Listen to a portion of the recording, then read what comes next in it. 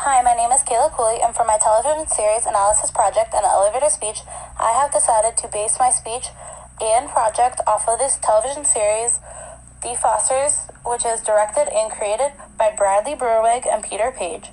A little fun fact here, Peter Page and Bradley Berwick are actually openly gay actors and creators of the show that wanted to create the show to have a fun, family-oriented show that shows that you are able to be raised by non-heterosexual relationships and still come out normal and not have the opposing views that other people may have towards the LGBTQ community.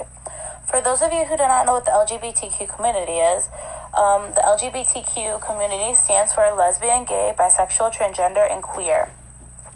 It is a very powerful community that mostly everybody knows about in today's society. So to begin, I'm going to start talking about the television series of Fosters and where the settings took place and how the creators wanted to base the show. So the creators actually wanted to base the show out of San Diego. However, The Fosters was actually shot in Los Angeles, California. The show was shot in small coastal towns such as San Pedro and Long Beach. The environment where they actually filmed The Fosters is actually around a lot of beaches and water due to being in California. So you get a very preppy, inner city, west coastal vibes throughout the television series. However, when you see the show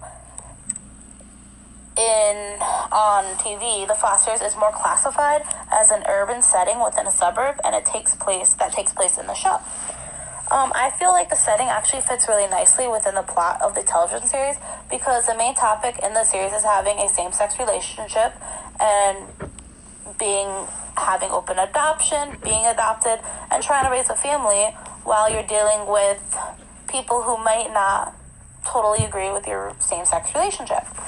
I feel like the creators of the show chose to base the series out of San Diego because it is actually one of the most accepting places to live for the LGBT community. I feel Bradley Berwick and Peter Page wanted to base the television series out of San Diego for the fact that it was a very accepting community for the LGBTQ. I do not actually feel that The Fosters was a cliche setting because the setting felt more relatable, at least to me on a personal level. I felt like I could really relate to the neighborhood they chose to base the television show off of. It felt kind of similar to my neighborhood, a very small town vibes. If you want to visit your neighbors, you're really close. However, you're not so far away from the inner city and being able to go do fun things. So the central characters throughout the television series, The Fosters, I'm going to go through each one. The first one I'm going to start with are Stephanie Adams Foster, who is also known as Steph. She's married to Leadham Adams Foster. She's the biological mother to Brandon Adams Foster, and she's one of the moms in the television series. Steph's role in the series is actually more stricter and more of a father figure because she does work as a cop for the San Diego police, and she is a white female. Steph is known for having very strong opinions, but does not hold back when it comes to disciplining her children or being a loving and caring mother. She's more of the type of mother where she's your mom first and then a friend. The next character we have is Lena Adam Foster, who is the other mom in the show, and she is married to Steph. Lena is a biracial woman who is half African American and half white. Lena is more of the tender, loving mother who takes into consideration how the kids are feeling before actually giving discipline. She is also the vice principal at Anchor Beach School that all of her kids attend. Next, I'm going to start off with the kids. We have Brandon Adams Foster. He is the biological son of Stephanie, aka Steph, from her previous marriage with her partner Mike, that she actually still works with at the police station. Brandon is the child that oftentimes has to take the role as the big brother.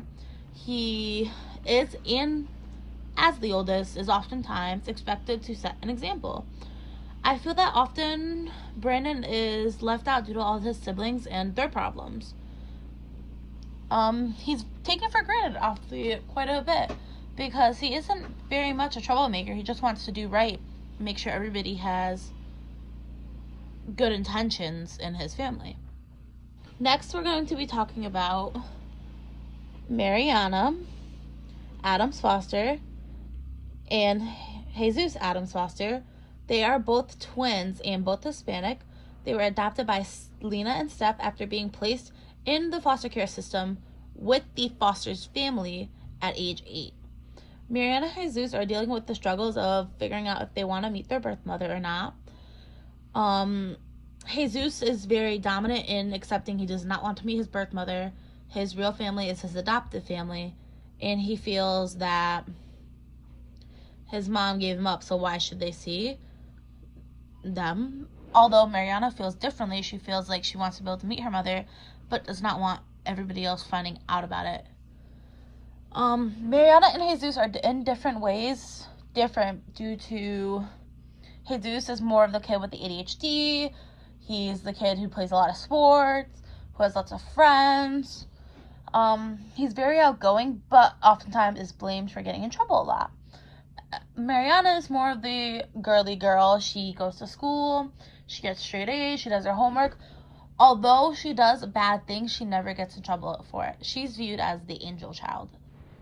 We have Callie Adams Foster.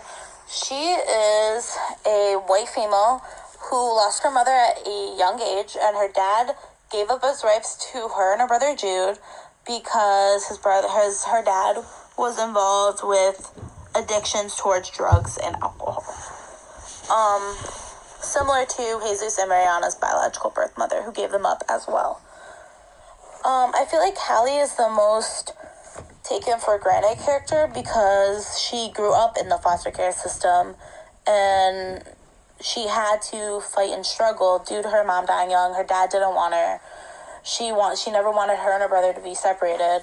I also feel like she's taken for granted often at times because she's that kid that nobody wants because she has such a bad rap, even though she's actually a really good child and she does what she has to do in order just to protect family, and she lies because she feels the need. She has to lie due to growing up in the foster care system. And lastly, we have Callie's brother. His name is Jude Adams Foster, who is a white male, and he's the youngest brother to Callie Adams Foster. Jude is the baby of the family and has an easy time making an attachment with the Fosters, but it seems in the show he resents his older sister, Callie, because they are always being thrown out of foster families due to her. There are multiple subjects that are being portrayed throughout the television series. However, the main subjects and themes that are surrounded and mainly talked about in the series is often the LGBT community, which, again, if you did not catch the beginning, it stands for lesbian, gay, bisexual, and transgender, and queer. In the series, you will see the relationship between two parents who are both women and trying to raise a biological son from her previous marriage, as well as 4 adopted children. Although legally only 2 of the children, which are Mariana Adams Foster and Jesus Adams Foster, are adopted by these moms, they brought in Callie Adams Foster and Jude Adams Foster after meeting Callie in prison through Child Protective Services. Lena offered to take Callie in only because of a family friend who placed Mariana and Jesus with them after the adoption with the Fosters. These incredible moms' names in the series are Steph Adams Foster and Lena Adams Foster, who are trying to raise their own family, as well as Callie and Jude. They're trying to show Callie and Jude that even though the system may be broken and they failed them, there are still good people out there to try and show you that you can be loved and people will be there for you. I also believe the television series is also educating their community that it can be acceptable to be happy and raise a family in the non-stereotypical norms of society that have been applied and are being applied during the television series analysis. The first couple episodes I'm going to be talking about episode 1, 2, and 3. However, since this is just a speech, I'm only going to be touching over the topics very delicately and very quickly. So the first topic that I seen throughout the episode 1 was the first sociological concept, per se, was the heteronormative society, which means when someone actually assumes your sexual orientation because they think it's biologically determined and unambiguous. This quote and definition can actually be found in the OpenStack 2016 book on page 253. So I said this comes up as a sociological concept because in this first episode, when Callie is meeting the whole Foster's family, Callie came to the table and she's sitting eating breakfast and Steph walked in and Callie said, "So you're dykes." And when this automatically happened, the family became very shocked and also distant until Jesus said they prefer the term people, but yeah, they're gay. This automatically brought up the sociological concept because typically people will only tend to ask only gay or bisexual people usually of the LGBT community, how did you know they were gay or bi or transgendered? You never usually see this happening to straight people being asked, how did you know you were straight? So they're kind of only making that assumption right off the rip. And it's very similar to what Callie did in this episode because she automatically assumed Lena was with a man rather than a woman. So when Steph came in the room and Callie made that broad statement in front of the whole family, that already predetermined the thought of her new foster family. The next sociological concept that I actually seen being applied in episode 1 was when Mariana wanted to meet her biological mother, but she didn't want the Steph and Lena to know about it because she wanted her to stay out of her business and felt that was not the need for them to be involved in that. However, it really was. So the sociological concept that I've seen being applied to this was socially constructed. And the meaning of that is aspects of life that are socially constructed from your environment. So for instance, Mariana never really had a stable childhood until she met Stephanina. After living with Stephanina for so long, Mary ended up taking things for granted because she got too comfortable in her new stable environment. Although Mariana's biological mother was always in the back of her mind, even though Jesus didn't want her to do anything with his biological mother and accepted his non-existent relationship, Mariana had not. For Mariana, she thought it would rekindle some sort of flame if she gave her mother the money. And if you didn't know, if I didn't mention in the beginning, Mariana's mother and Jesus' mother is a drug addict. She is a drug addict. Not until later on in the series, she's a recovering drug addict. So for the first 3 episodes, they do not have a good relationship. But for Mariana, these socially constructed parts of her life are ideas that she just can't forget or let go of because she has always wanted a relationship with her mother. Therefore, she keeps enabling her mother's addiction because she has a desire to try to continue and pursue a relationship with her biological mother and have that bond that most mother and daughters have. This is how her life, in terms of sociology, are socially constructed. In episode 2 of The Fosters, the sociological concepts that I found being applied through this episode was actually the labeling theory. So the labeling theory is where you would ascribe a defiant behavior to another person by members of society.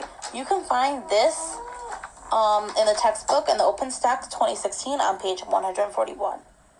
In this episode, you really were able to see that when Callie went to rescue Jude from the old foster home, that affected everyone, particularly Brandon the most.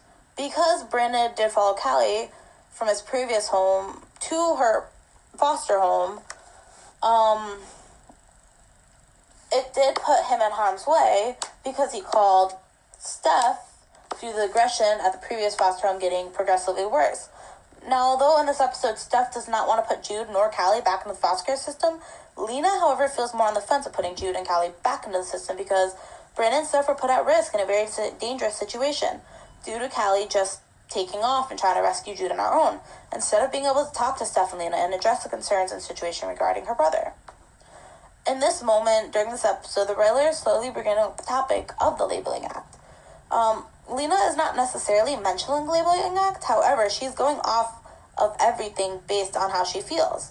So technically, Lena is not the one labeling Callie in this particular episode, but Lena may not necessarily be feeling this way due to the act of defiance that Callie illustrated in the episode, but instead it's the feelings that were brought up due to Callie's defiance, as well as possibly the reactions of others and how it would affect people looking at their family from the outside. One of these sociological concepts I've seen being applied, or one of the biggest concepts I should say that were being applied, was social stratification. Social stratification is When a society is organized by people based on the socioeconomic tiers, based on factors like wealth, income, race, education, and power. This can also be found in the OpenStack 2016 sociology book on page 199. In this particular episode, the sociological concept really came out when the school told Lena that Jude would have to pass the entrance exam in order to be going to Anchor Beach School. The school is telling Lena this because the school's fundings are based on performance. School feels as though it's a bad look for the school to be having Jude there because he's jumping the waitlist, starting classes sooner than all the other kids, and not even be able to do his work at his own grade level. This is similar to social stratification because Anchor Beach's school is organized and based off of wealth and how well you do in the school. Thank you for taking the time and listening to my elevator speech. I only did key concepts and ideas that I picked out of all 3 episodes of my paper to briefly go over. I hope you guys all enjoyed. Have a nice day.